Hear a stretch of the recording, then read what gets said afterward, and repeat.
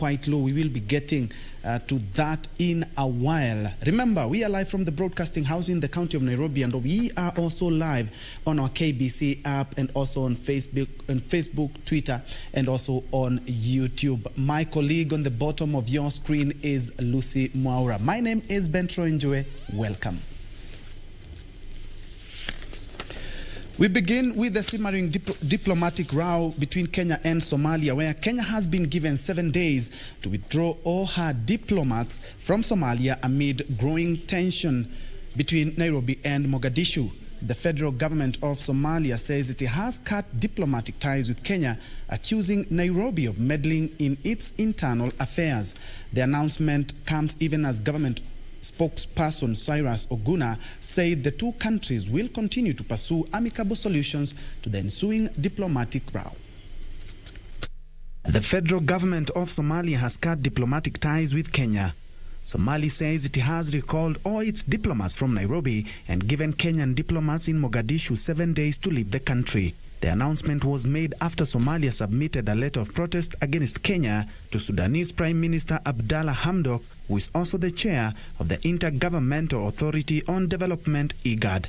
But in a rejoinder, Kenya government spokesperson Cyrus Oguna said there were ongoing efforts to restore Kenya's relationship with Mogadishu as the neighbors need each other. Somalia recently accused Kenya of meddling in its internal affairs. The latest move by Mogadishu comes just hours after President Uhuru Kenyatta hosted the president of self-declared Republic of Somaliland, Musa Bihi. Somaliland declared independence from Somalia in 1991. Let's now focus on electoral matters, where our reporter Michael Mwadiga is camping at the Msambweni by-election. And if Mwadiga, you can hear me, kindly update us on the latest. How has been the voter turnout there?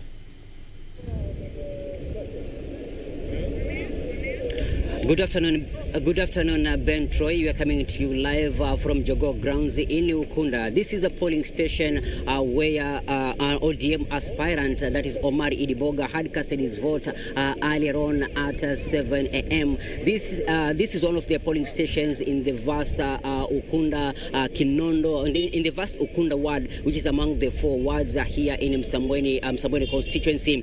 What is right behind me is the polling station, the polling station and the tents where people, the voters are going in to vote. Of course, this is to show or to carry out their constitutional right. And as you can see right behind me is that these tents are almost empty. As that people have been coming here since morning, and they are almost done, if I may put it so. And apart from this ground, earlier on we had visited other polling stations whereby the independent candidate Faisal Badera had cast his vote. That was in Gazi polling station, and he said that what he's expecting is a free, fair, and credible elections for the Msambweni.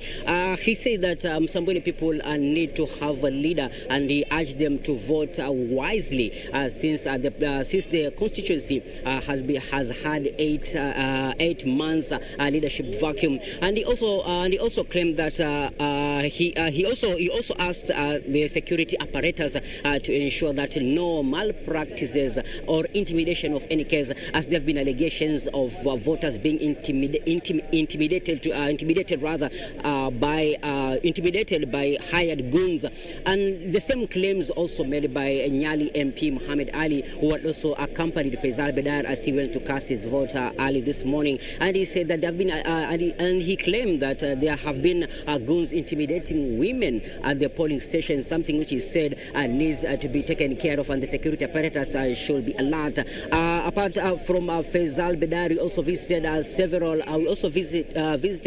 several polling stations, and we also had Mr. Mwakaoje, who is vying through the United Green Movement Party, and he said he's optimistic that he's going to win these elections. And he also asked the voters to vote wisely, and also ensure that no malpractices take place in this by-election. And I'm hereby joined by one of the observers in this election. Will just bring us up to speed what they have observed and expecting in this election. Welcome, Mr. Khalid. What have you observed since this election, the voting started early this morning? Thank you very much. So far, we've noted that the preparedness of IEBC is very high. They've been able to put their house in order. We're seeing that the electoral officials, together with the security agencies, are actually on the job, and they're doing very well to try and maintain law and order, but also to ensure that voters are able to undertake their right as required. One thing we've also noticed as observers is that there's a very low voter turnout. Now, normally, internationally, by-elections usually attract lesser numbers compared to general elections. But even so, as you can see, this voter turnout, even for a by-election, is quite low. So we are still pondering, trying to understand why this is so. Could be because this is a working day. As you can see, the market is still very open. People are still going about their business. We also learned that employers in this area did not give their employees time off to exercise their right to vote. And then there have also been reported skirmishes here and there, which may be putting off some of the voters to come out to vote. But we are still encouraging people to come and vote. But so far, so good. And we are hoping that the security situation will be maintained as we move towards the end time for voting. Thank you so much, Mr. Khalid, of course, for putting into perspective what you have observed since the morning. Of course, behind me, the security officers are here to ensure that law and order is enforced in this by-election. Of course, I will be following up on some stories. There have been claims which were made by Nyali MP that Sambweni OCPD and DCI were ordered to stay at home for 3 days while the elections are in their jurisdiction, in their area of jurisdiction. That is something which we'll be following up, and of course get to know what really transpired on the allegations made before. And that is what we have for now from Ukunda here at Jogo Grounds polling station. Of course, as events unfold, we'll be informing you what is happening. Back to you, Ben Troy. Thanks so much, Mike. That was Michael Mwadiga at the Jogo Grounds polling station in Ukunda South Coast, where, as you have seen, low voter turnout has been reported and some cases of intimidation. But he says everything is running according to how it should have been, and also security has been beefed up. Of course, we will be keeping a keen eye on that particular election. Still on matters elections, the ward by-election in Dabaso Ward, Kilifi County, kicked off with claims of bribery and intimidation. Kilifi North MP Owen Baya, after casting his vote, accused ODM party of intimidating supporters of the MDG party. Elsewhere in Kiambu County, voting for the Kahawa Wendani ward by-election in Ruiru constituency was delayed for 1.5 hours, with most of the aspirants calling on the IEBC to extend the closing time for the polling stations to ensure all those who turned up to vote cast their ballot.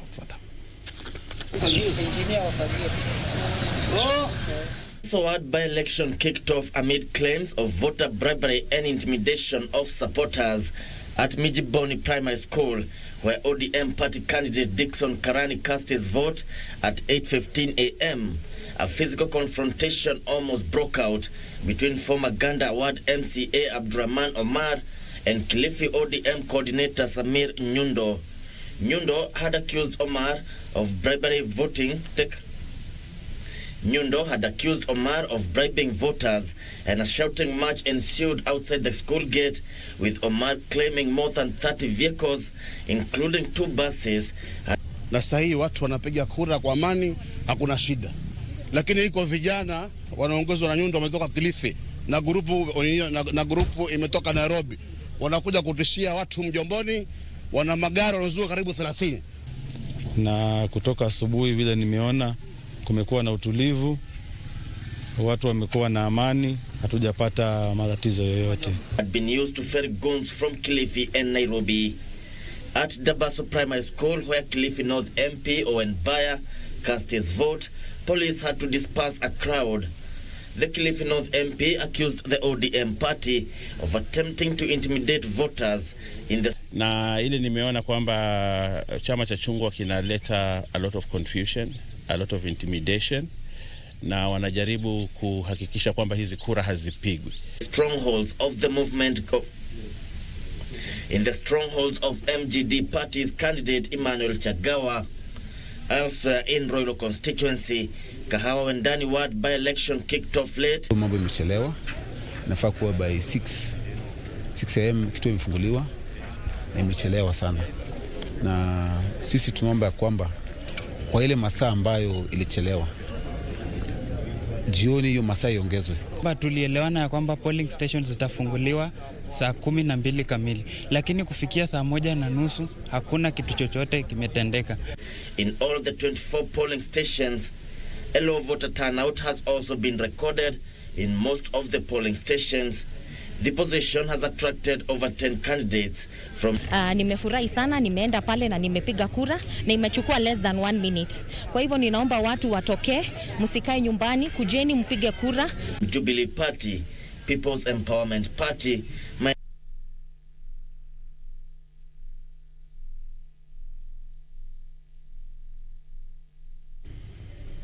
Let's now cross over to Kahawa Wendani, where my colleague Gladys Mungai is on standby to update us on the current situation there. Gladys?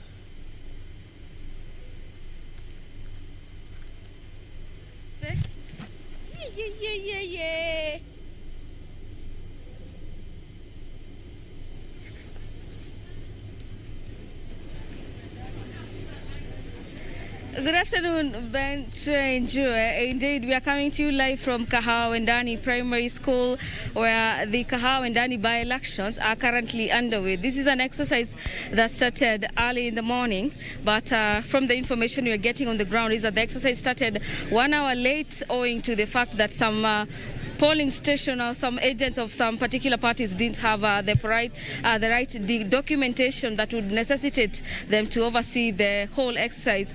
And 5 or 6 hours down the line since the by-election started, as you can see behind me, and the turnout is relatively low. If my cameraman can just pan around, that owes to the fact that it's a situation that has been witnessed before, where we have Kenyans not coming out really in large numbers in by-elections as opposed to general elections. We've had various aspirants and candidates of various Jubilee Party as well as Maendeleo Chap candidate casting their votes within the polling stations around. We've moved around to 3 or 4 polling stations around, and what we've witnessed is that the turnout is not really something to report home about. And in regards to the election laws, is that the polling station will be closed. That is 5 p.m. in the evening. That means that people still have a few hours to come out and cast their votes in favor of their candidate to replace the MCA who passed on, that is Cyrus Omondi, who happened to pass away in a foreign country, and his brother, one of them, Kevin Ocheng, happens to be one of the persons who are in the front run to get to replace him or to take his position. And also to understand measures to do with COVID-19 have been keenly being observed here in the Kahawa Wendani polling station and other polling stations that we've been to. The moment one enters that gate, this is what happens, that you get to get sanitized and your temperatures taken. And also the measures, when one is casting their vote, they are measuring or they are ensuring that there's 1 meter distance before one casts their vote to the next voter. And it's been a relatively peaceful by-election so far. We've not been able to note any type of anomaly so far, but the people are still trickling in one by one, getting to cast their vote. But as I said, the population has been relatively low in terms of guys coming to cast out their vote. That is the latest from Kahawa Wendani Primary School, and I'm informed that the tallying center for this exercise will be happening in Ruiru, where we'll get to understand who gets to take away this position. Back to you, Ben. Gladys Mungai, live from the Kahawa Wendani Primary School polling station, where we have a common denominator in Msambweni and also in Kahawa Wendani, where there is low voter turnout, but the exercise is smooth, and of course the security has been beefed up to ensure the smooth process there. We will be, of course, keeping a keen eye on the same and update you on the latest. And on that note, we are taking our first break. We'll be right back with more news, including business and sports.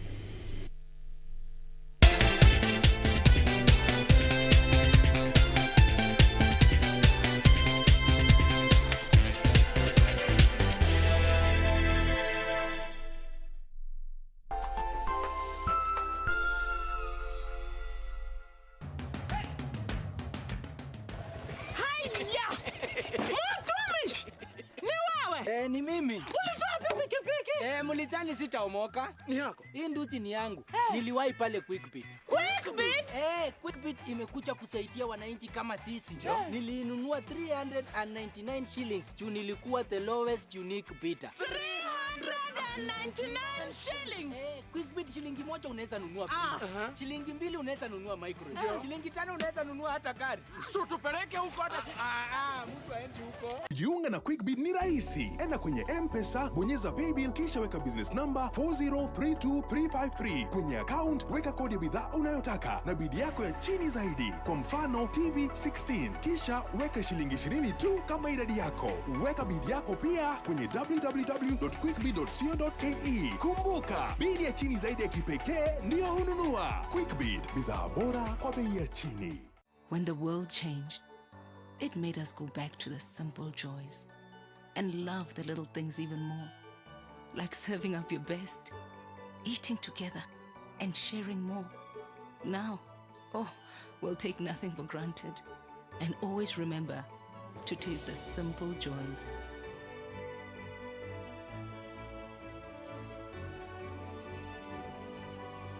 Enjoy the magic of Christmas with Coca-Cola.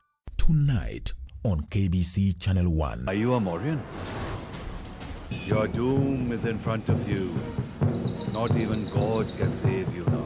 How dare you not bow down as a mark of respect to the great Chief Kichak?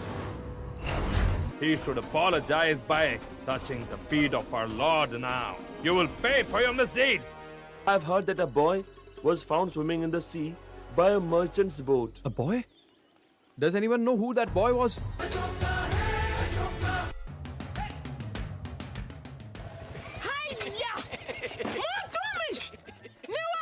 Ni mimi. Ulitoa pikipiki? Mulitani sitaomoka. Ni yako. Hii nduti ni yangu. Niliwahi pale Quickbit. Quickbit? Quickbit imekuja kusaidia wananchi kama sisi. Nilinunua 399 shillings. Juu nilikuwa the lowest unique bidder. 399 shillings. Quickbit shilingi moja unaweza nunua pizza. Shilingi mbili unaweza nunua micro. Shilingi tano unaweza nunua hata gari. So tupeleke huko hata mtu aende huko. Jiunga na Quickbit ni rahisi. Enda kwenye M-Pesa, bonyeza paybill kisha weka business number 4032353. Kwenye account weka kodi ya bidhaa unayotaka na bidi yako ya chini zaidi. Kwa mfano TV 16. Kisha weka shilingi 20 tu kama idadi yako.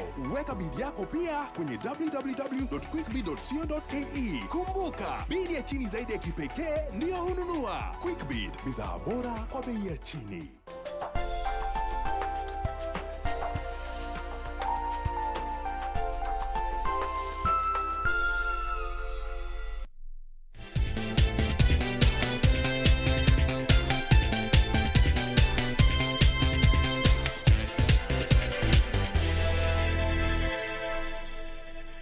Welcome back and thanks for keeping it Channel 1. Moving on, a family in Nanyuki is still in shock after 2 of their children died in a deadly inferno at their rental home in Nanyuki's Majengo estate. The children aged between 1 and 4 years are reported to have been in the house alone when the fire started.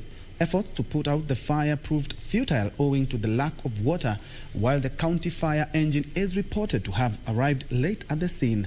The cause of the fire was not immediately established.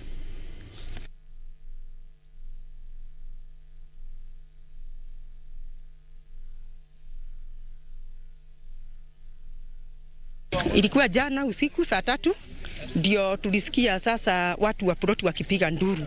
Sisi kutoka tukasikia kuna watoto wawili wako kwa nyumba. Sasa ndio tulisikia watoto hao walikuwa na watu wa ploti, watoto walikuwa wamepiga nduru na wakasema moto, lakini hakuna mtu aliweza kuenda kuwaokoa. Lakini hiyo moto ilienda bio sana juu kulikuwa na stima. Sima ndio ilikosi hiyo nini. Sima moto kukuja ilikuja bila maji na nyumba zinachomeka. Hebu imagine. Tunaomba waadhiriwa kama huyo mama mwenye alichomekewa na watoto wasaidiwe, at least Muriithi to organize harambee hivi, tuungane sisi wote, mtu mwenye ako na kitu, kama ni chakula, kama ni nguo, tufanye siku ya harambee hivi karibuni, na wengine hata pia wamepoteza hata wana kwa kuishi, tuwasaidiwe kama ni mbao watu wanajengewa, na wasaidiwe hata kama ni rent. Tunaye lori ya zimamoto ilikuja, nimesimama pale karibu 30 minutes bila kufanya kazi, ambapo ni kama kitu kama ingekuwa na maji na ikuje ianze kufanya kazi immediately, hii nyumba ingekoleka vitu zingine.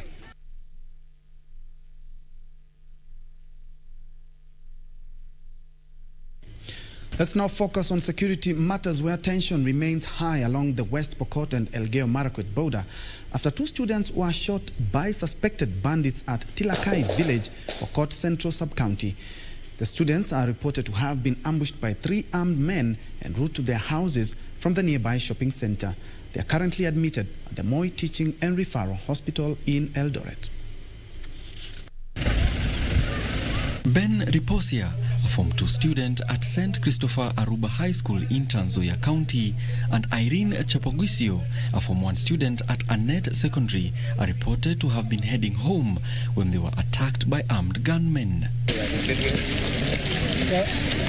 Area leaders led by Governor John Lonyangapuo condemned the attack, appealing to the national government to set up security posts at Chesegon, Kamulogon, Sokotou and Chemsto areas. Tuliomba sasa ofisi ya rais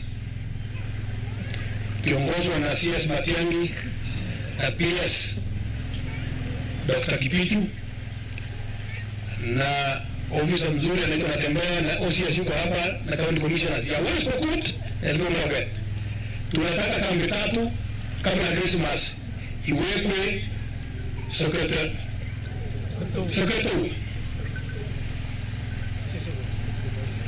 Chesegon area mahali mpaka landslide border ya Elgeyo-Marakwet baada ya Marakwet na Pokot.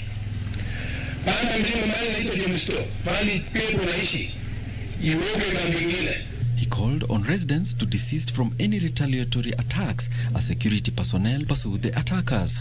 Sigor Member of Parliament Peter Lochakapong called for peace in the 2 counties, asking residents to remain calm, especially on social media. Wale ambao wanasaidia kwa mambo ya amani hapa na wenzao wa upande hili waweze kukutana mara kwa mara na washirikiane.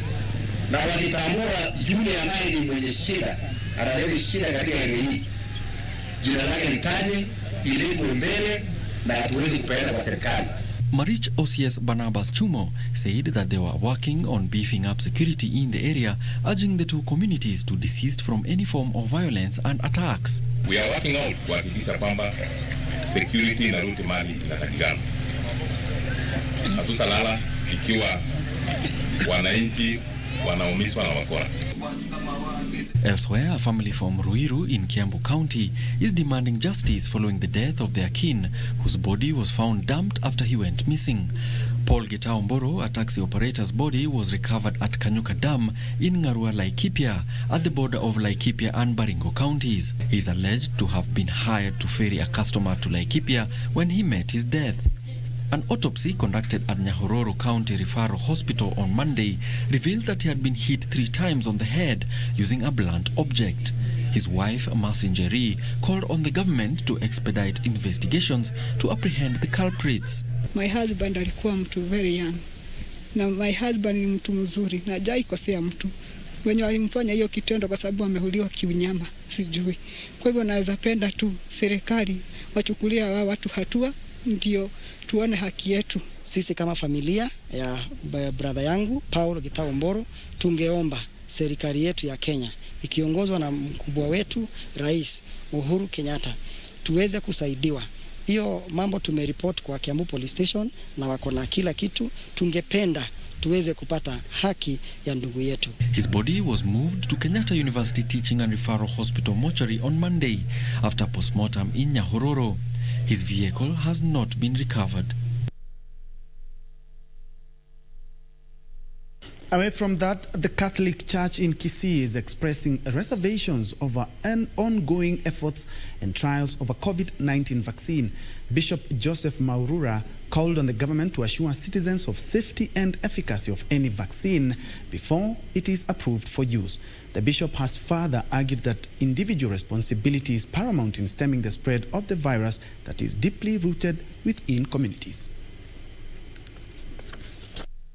Speaking at the Kisii Cathedral during the annual Diocesan Funds Drive, Bishop Joseph Maurura urged the faithful to proceed with caution if called upon to participate in trials of vaccination for COVID-19. The bishop arguing that the safety of any vaccine is paramount, even as he called on the government to focus more on finding a cure as opposed to the vaccine. Maurura challenging the government to convince the faithful on the vaccine's efficacy and safety before administering it to contain the coronavirus. The government, if it decides to bring them, they should give me a very good reason why I should ask my Christians to participate in it. If they don't have a good reason for me to ask my Christians to participate in it, then I will tell my Christians to wait. This even has expressed concern over the mutation of the virus, saying individual responsibility was the only sure cure. A virus mutates, my friend. If it mutates and you have brought a vaccine now, next month when it mutates, will the vaccine also mutate to meet the demands of the mutation? No. It will now force them to necessarily go at the speed of mutation of the virus. The Catholic Church had in the past rubbed shoulders with authorities over matters health policy, expressing concerns about the national immunization exercise against polio. Meanwhile, the Samburu County member of the county committee in charge of health, Stephen Lekupe, has expressed concern over a surge of COVID-19 cases in Samburu Central. The CEC saying that as at Monday, the county had 177 confirmed COVID-19 cases, with over 40 new cases confirmed, among them remandees at the Maroral GK prison and healthcare workers. Samburu Central is highly populated and it's highly cosmopolitan. So you would expect that most travelers will hit Samburu Central first before they go to north or east. So it's as a result of cosmopolitan, as a result of numbers, we have congestion in Maral town, and that is the biggest reason. Lekupe said the county will continue carrying out targeted mass testing in a bid to stem the spread of the virus. Nancy Okware, Channel 1 News. Elsewhere, a section of Samburu leaders has called for the strengthening of stakeholder engagement with a view of bolstering wildlife conservation efforts in the county. Led by Samburu County Governor Moses Lenol Kulal, the leader said Samburu has made commendable strides in protecting wildlife in the region, but a lot more still needs to be done to help the county realize its tourism potential.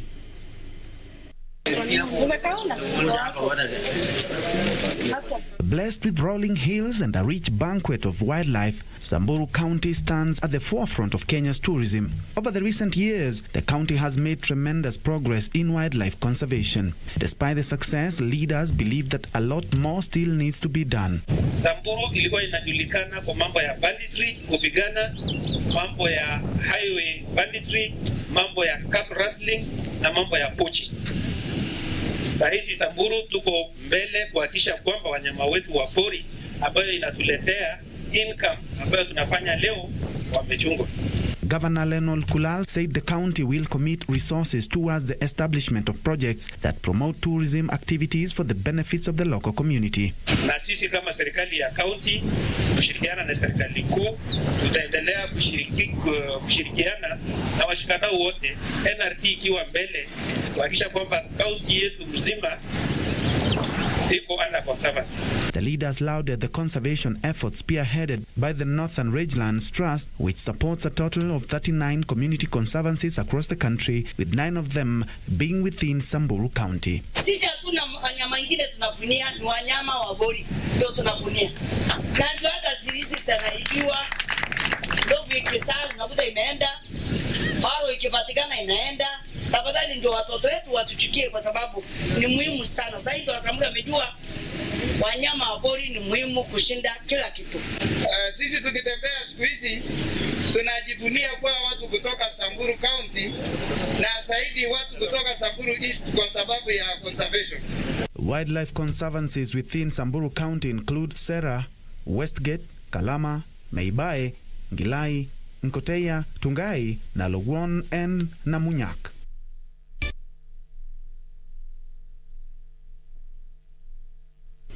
Today is also a great day in our calendar when you talk about athletics. Kenya being a powerhouse, where today the Athletics Kenya has organized a 70 years commemoration of track and field. Heroes are currently being honored with awards, and of course the CES for Sports and Culture, Madam Amina Mohammed, is gracing the events. Let's cross over there and find out what is currently happening. So also Tekla, congratulations for being an educationist. She's a lecturer at Moi University. Chepkoilel, or is it University of Eldoret? Moi University, thank you. And she won the Commonwealth 800 meters in Christchurch. Thank you. This is Mr. Juma, Richard Juma from Kisii County. He took bronze in 1974 Commonwealth Games, 10,000 meters. He was number 3. Thank you. Ngaki. Aya. So this is Ezekiah Nyamao, a member of the winning team 4x400 meters Olympic Games in 68. Thank you. Also from Kisii. Thank you. The son of Kimaru Songok, who is not here. Thank you. We will call you for the award. Kimaru Songok was also an athlete, and he was in the Commonwealth Games of 1962 and 1965, All Africa Games in Congo, Brazzaville. Charles Asati,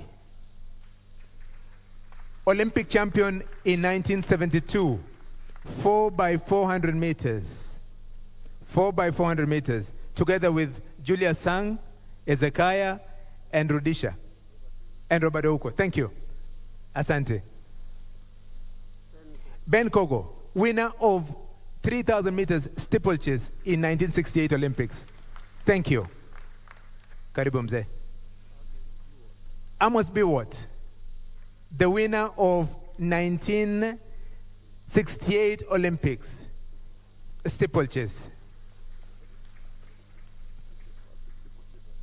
The first steeplechaser to bring gold to Kenya. You can see how strong these wazis are.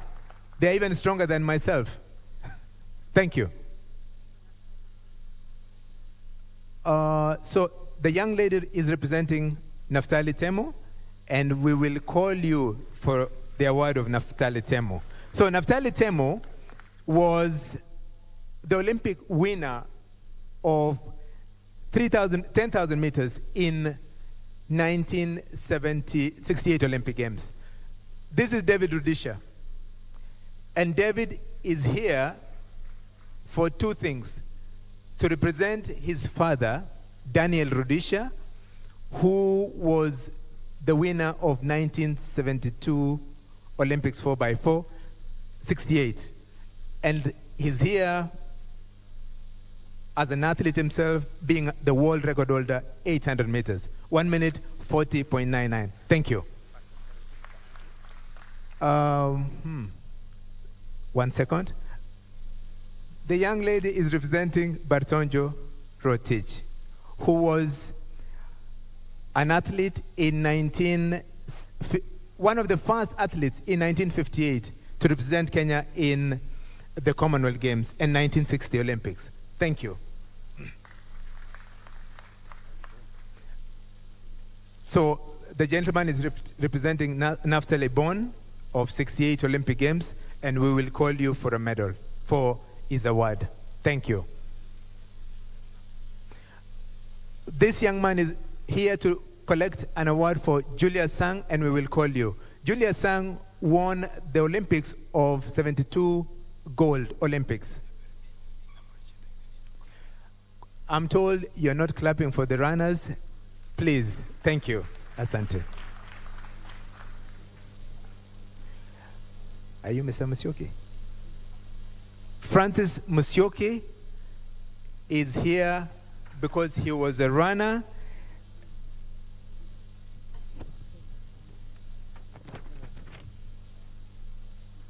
Francis Musyoki, having run the Commonwealth Games of New Zealand in 1974. Thank you.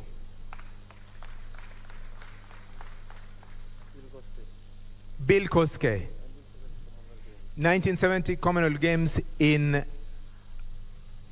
Scotland. Was it in Edinburgh? Edinburgh, Scotland. Thank you. You won 2 medals. You won for Uganda and came back to Kenya and won for Kenya. Thank you. John Mwebi. Good. So this gentleman is here to represent John Mwebi, who was actually from Kisii, and he was Kenya national record holder for 100 and 200 meters. Thank you. Daniel Kimayo. Which Commonwealth Games? Edmonton, Canada, in 1978. And people confuse Daniel Kimayo and Fetwell Kimayo. Fetwell is 110 meters hurdles, and you were 400 meters. You ran with Washington Njiri. Exactly. And you won the 4x400 meters. Thank you. This gentleman is here to represent Mike Musyoki, who was in 1984 Olympic Games finals and 1978 Commonwealth Games. Where is Musyoki now? In the US? In the US. Thank you. He was Mike Musyoki was number 4 in 84 Olympics, and then he was elevated to be number 3 bronze medal after somebody was disqualified. Thank you. This gentleman is representing Evans Mogaka, who was a runner from Kisii. 1974 Commonwealth Games.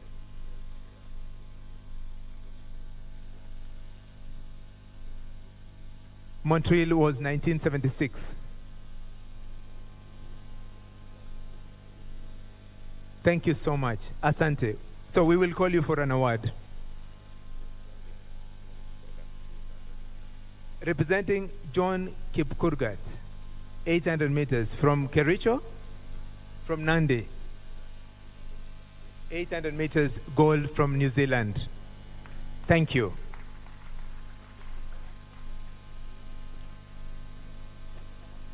To represent Kiptalam Keter, 1958 Commonwealth Games. It was called Emperor Games. Thank you. To represent Nyandika Mayoro, who was in the Olympic Games of 1954 and 1960. He was among the first teams that went to 1960 Olympics. And at that stage, I want to appreciate one gentleman. I will ask him just to stand up and say Jambo, who took that team to 1960. Is that okay, John? Is that true, John? John Belgian? Sema Jambo. This gentleman, John Belgian, he took the team to the Olympics of 1960. Sema Jambo, John. There he is. He came to Kenya in 1954. Thank you. So let me go on with the list. I think we have forgotten Mzee. Wilson Kiprogo Chuma. Yes. Now, let me move to Mzee.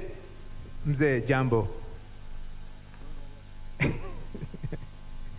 I don't want to come close to you. Chamge. I want you useme jambo. Nataka usalamie wananchi. Useme jambo. Fanya hivi mzee. Fanya hivi. Amaje igat bichu. Ile.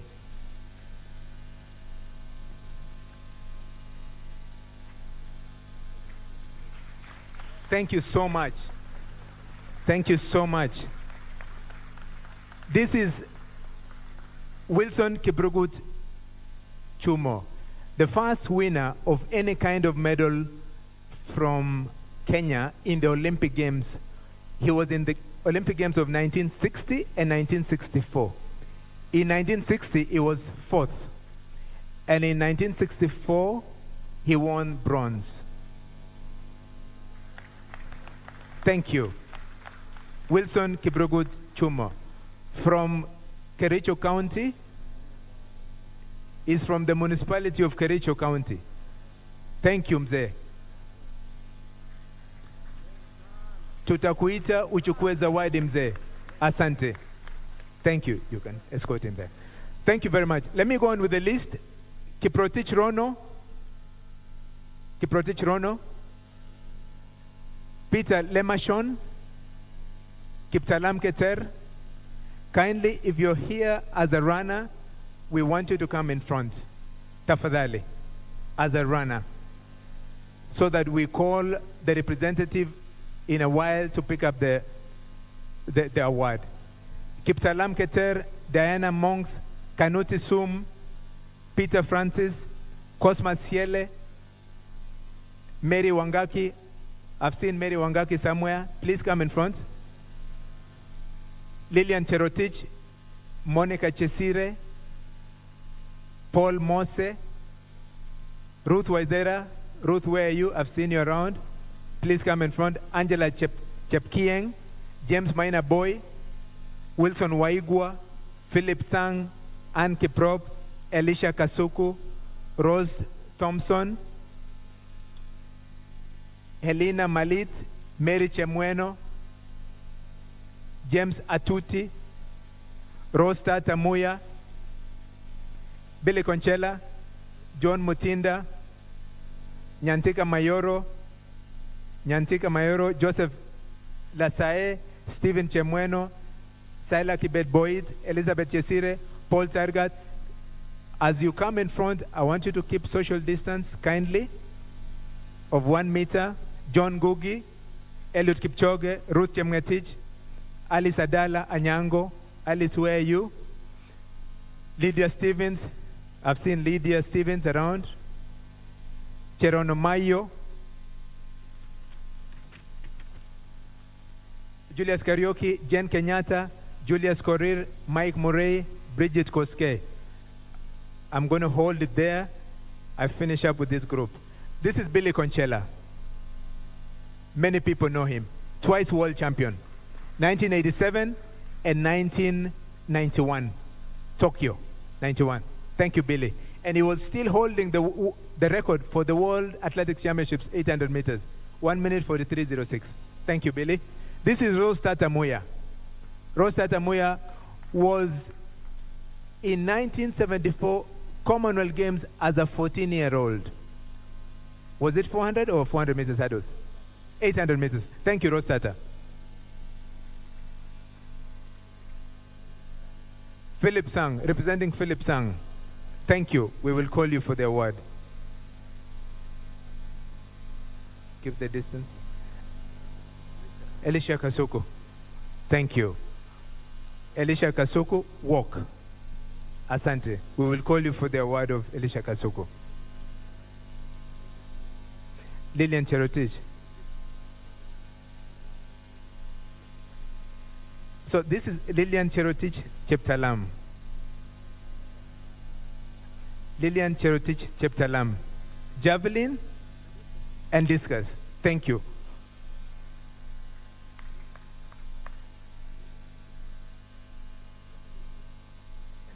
Thank you. Asante. representing George Kiprotich Rono, 3,000 meters steeplechase. George Kiprotich Rono was in 1983 World Championships. Thank you. Cosmas. But this is Cosmas Ciele. 1972 Olympics, 800 meters. 800 meters. 1973 All Africa Games in Brazzaville, Congo. In Lagos, Nigeria. Thank you, Pole. Gold medalist in Lagos, Nigeria. The first All Africa Games. Second. The first one was in Congo, Brazzaville. Thank you. Asante sana. Thank you.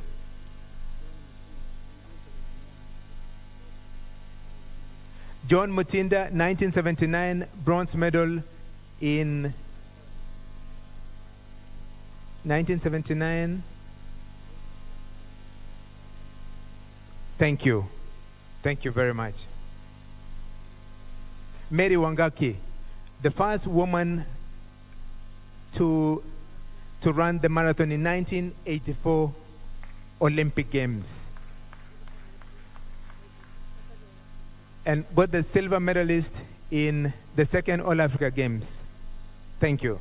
This is Ruth Waidera, first woman to go to the Olympics finals, the Olympic finals. And she set the Kenya national record in 1984 Olympics of 51 seconds, 0.8. Has it been broken yet? Not yet, Bado. Thank you.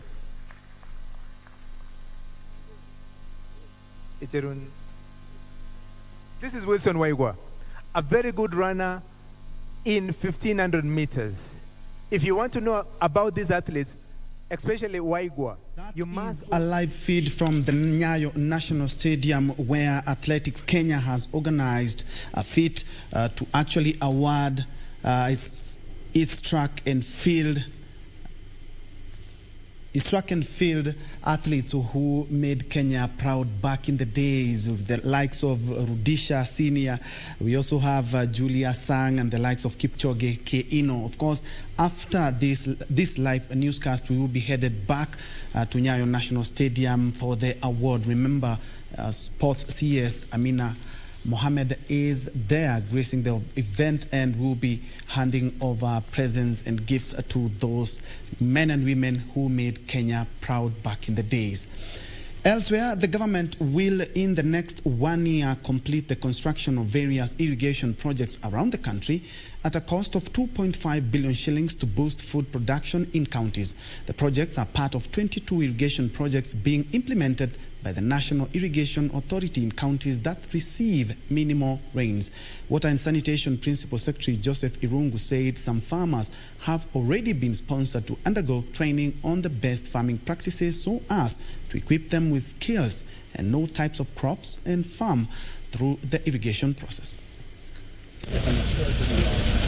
The National Irrigation Authority estimates that when complete, 25% of the 1.9 million acres of land earmarked for irrigation nationally will double food production and empower farmers economically.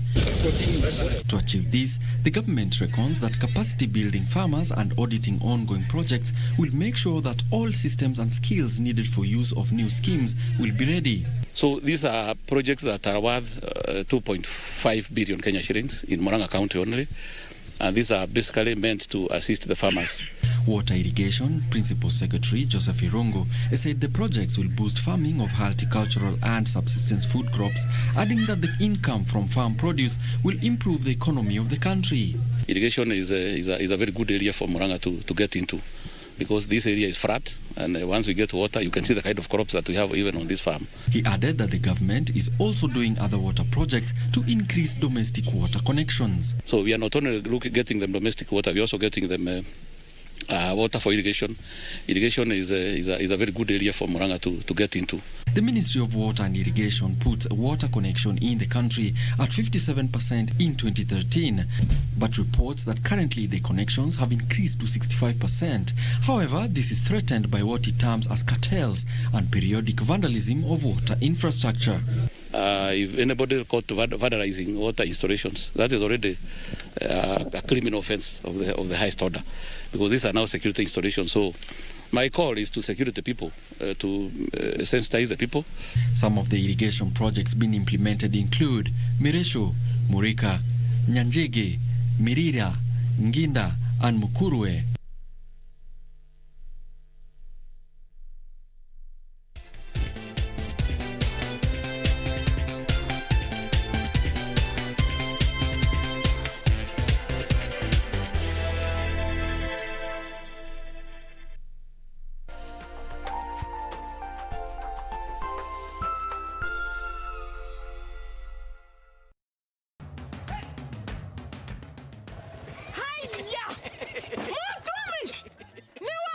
Ni mimi. Ulitoa pikipiki? Mlitani sitaomoka. Ni yako. Hii nduti ni yangu.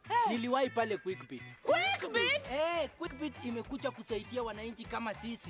Nilinunua 399 shillings. Juu nilikuwa the lowest unique bidder. 399 shillings. Quickbit shilingi moja unaweza nunua free. Shilingi 2 unaweza nunua micro. Shilingi 5 unaweza nunua hata gari. So tupeleke huko hata mtu aende huko. Jiunga na Quickbit ni rahisi. Enda kwenye M-Pesa, bonyeza paybill kisha weka business number 4032353. Kwenye account weka kodi ya bidhaa unayotaka na bidi yako ya chini zaidi. Kwa mfano TV 16, kisha weka shilingi 20 tu kama idadi yako. Weka bidi yako pia kwenye www.quickbit.co.ke. Kumbuka, bidi ya chini zaidi ya kipekee ndio ununua. Quickbit, bidhaa bora kwa bei ya chini. A love from the past will mark the love from today. I love you, Mauro. I love you like I have never loved before. Now the same obsession that ruined the past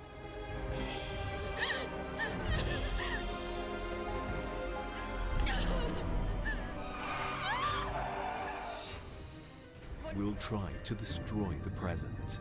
Only this time, love will have more than one obstacle ahead. I need a doctor to tend to her right away. Please, miss. A doctor. Call a doctor. Loving you is all I want.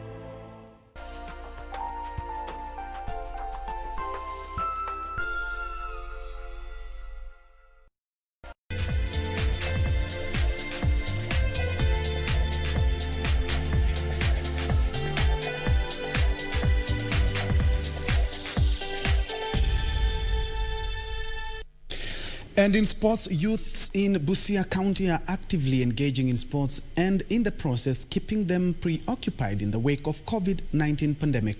The move is playing a pivotal role in keeping them away from engaging in drug abuse and teenage pregnancies. Speaking in Namboboto, location Samia Sub-County, during a football tournament, Area Chief Lilian Wesonga said drug abuse and teenage pregnancies have reduced among the youths as they spend most of their time playing soccer to develop their talent. She stated that as the festive season approaches, more measures will be put in place to curb the vices.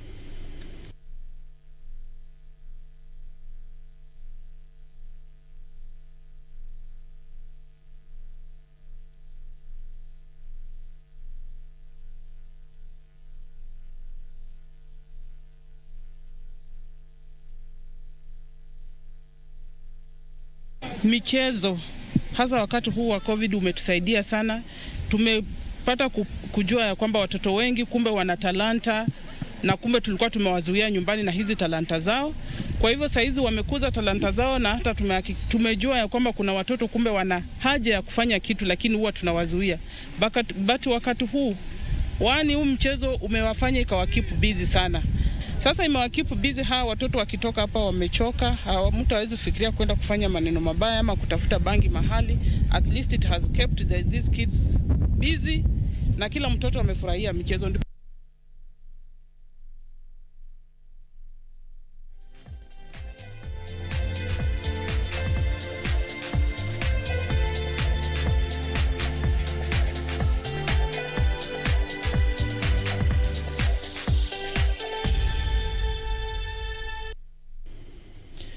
That's all we had for Channel 1 Lunchtime News, and that sport item also takes us to another sporting event back at the Nyayo National Stadium, where Athletics Kenya have organized that live event. That is the Athletics Kenya 70 years commemoration of track and field heroes, where they are being honored after making the country proud. At the moment, the speeches are ongoing. Let's head there. My name is Ben Troy Njue. Lucy Mwaura has been our sign language interpreter for this afternoon. Let's head to the Nyayo National Stadium now.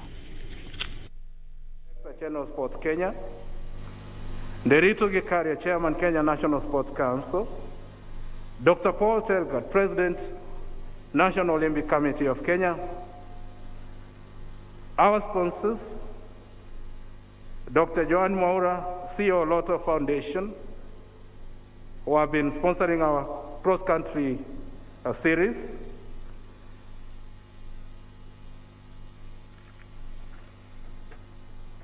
Joseph Ogutu, Chief Special Project, Safaricom, our able sponsors, is here with us. Amfa Abidi, Coca-Cola, Experimental Packaging Manager. We also want to recognize our lawyer, A.K. Caesar Waigancho, who is present here today. I also want to recognize the presence of Agnes Olwach, the President of Paralympics, Kenya. I don't want to forget to also recognize the presence of Osea Kelly, the Group Managing Director and CEO, CPF Financial Services. You are aware that Athletics Kenya is starting a pension scheme. In a very special way, I also want to recognize the presence of Mr. Isaiah Kiplagat's family. Mr. Isaiah Kiplagat was the president of Athletics Kenya before General Tad Jackson Tuwei, ably represented by Owen Mwangola, who is a grandson, Betty Kiplagat, a daughter, and Carol Kiplagat, who is also a daughter. In a very special way, I don't want to forget to recognize the presence of all of us who have come to make this day very special to us.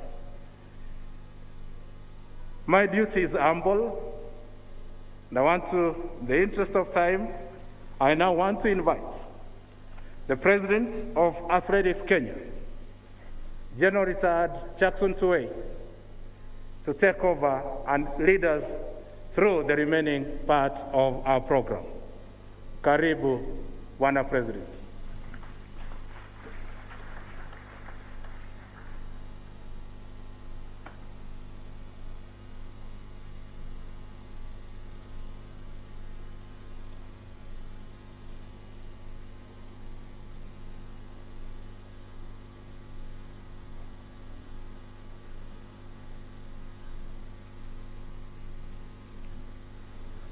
I expect the microphone to be taken to the upper pavilion so that all the remaining speeches are done from that section, if that is possible.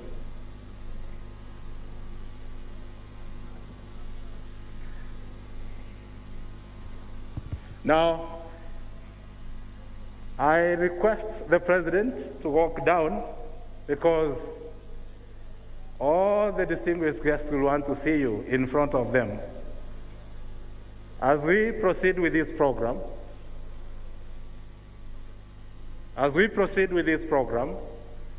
I request that all distinguished guests and speakers during this special celebration for 70 years AK will be humbly requested to come down and deliver their speeches from here. Thank you.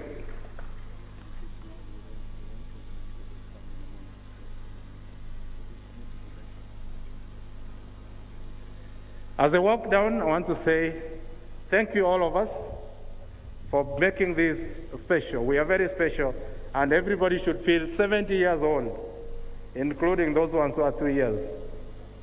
70 years, everybody 70 years. Long live Athletics Kenya. It's one of the best federations. I believe the best federations, having been voted the best federation in this country for very many years. Karibu, Bwana President.